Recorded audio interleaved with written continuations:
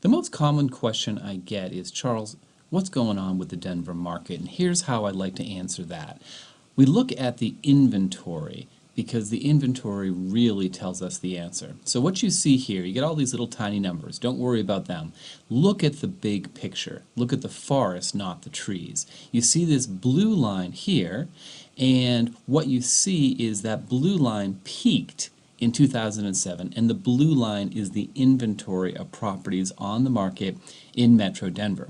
The red line is the number of sales per month. So for example, in 2007 we peaked at almost 31,000 properties on the market, and we had about 5,000 sales that month.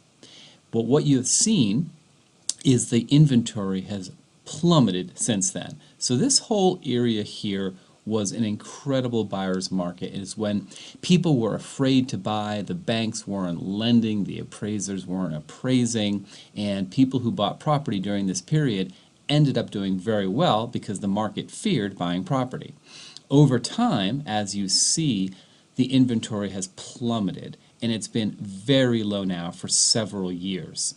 We are right now in the 4,000 or so number of properties on the market. It's gone from 31,000 down to 4,000. And what you see is the number of sales has gone up a little bit during this period of time, but is actually down back to where it was years ago. It's a perfect supply and demand equation. If you have a lot of supply and little demand, you have a buyer's market. If you have little supply and about the same demand, well, you have the incredible seller's market that we now have in Metro Denver.